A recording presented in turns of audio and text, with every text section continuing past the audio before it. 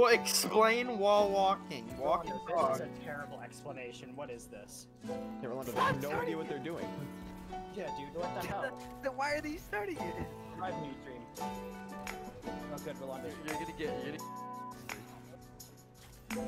So, like, I don't.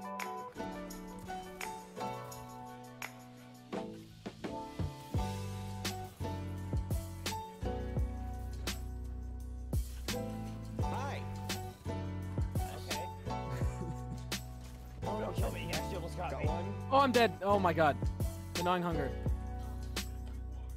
Just go, Jensen. Just go. Just finish it. I got him.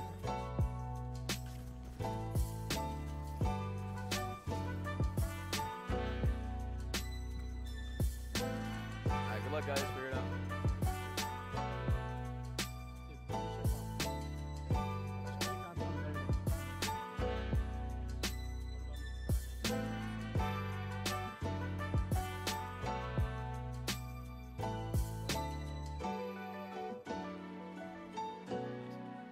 He's sniping and all three pushing. Bro? Oh, they're weak though. But Not this guy. Oh my god. I got him. You're getting rushed. Back up. thank you.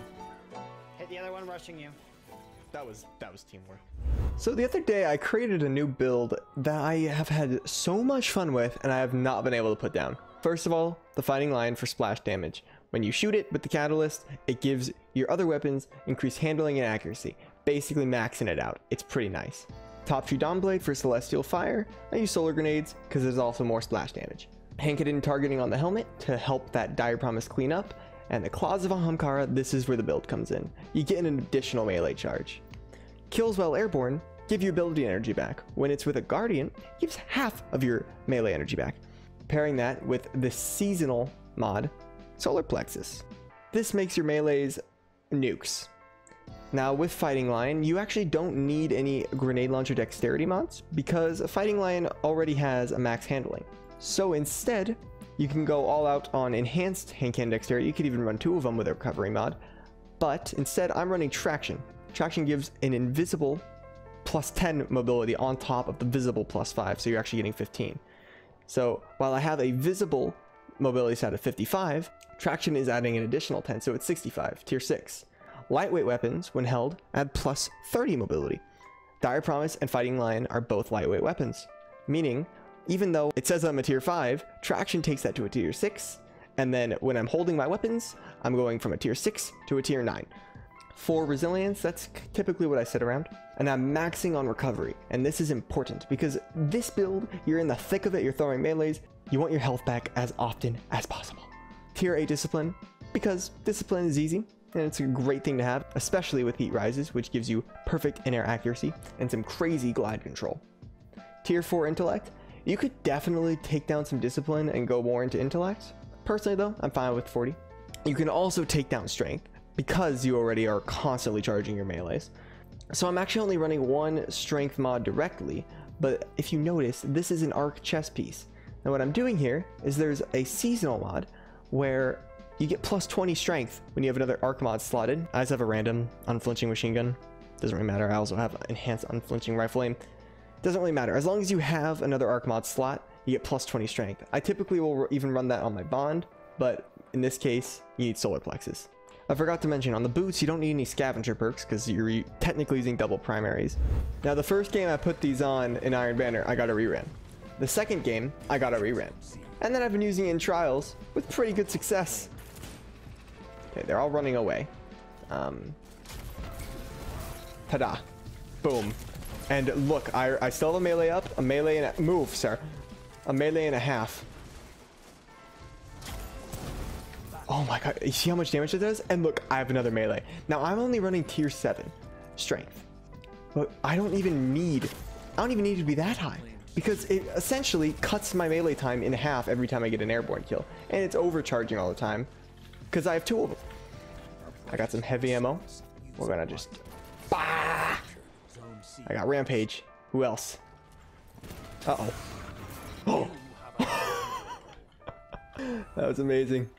Anyone else want to open that door? That mountaintop is scary, I will say.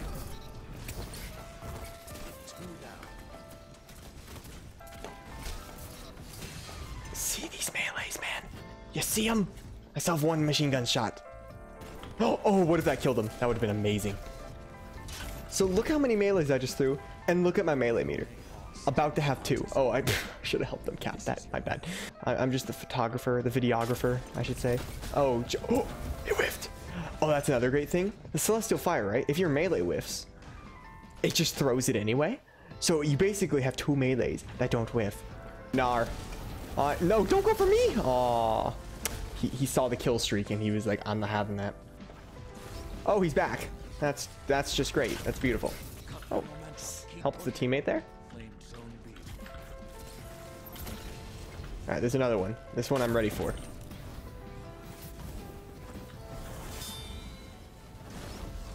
Bye. That was mean, but necessary, you know? Tough love. Next time, don't jump off the map for the kill. So normally Celestial Fire does about 100 damage across 3 bursts, right? So you just divide that by 3. You could do the maths. Oh, that was bad. However, with Solar Plexus, it makes each burst do 44, which ends up equating to about 132 damage. Now, I don't think you realize just how okay, that's a lot of people. Just how powerful that actually is. Basically, you get a headshot with your hand cannon, and then your Celestial Fire can kill him. That's insane. This is a seasonal mod, though.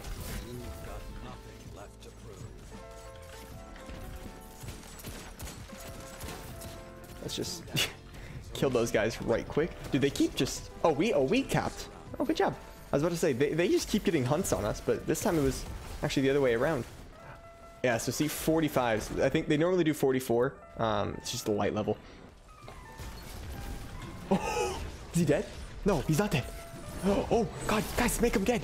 Make him dead. Make him dead. Oh, my God. So that's what a pretty typical game has been looking like with this build. Claws of Ahamkara were actually my first D1 exotic. I used them all the time in year 1 because of that, because it's really all I had. And they're really only as good as your melee allows them to be. So when you can have a build that makes your melee so powerful, these things just get infinitely better. I would recommend you to try out this build. It's so much fun, guys. If you guys enjoyed the video, want to try out the build, or want to see some videos like it, or some things that are completely different, consider checking out the channel, consider liking the video, consider subscribing, all that jazz. And I hope to see you guys in the next video. Have a great day.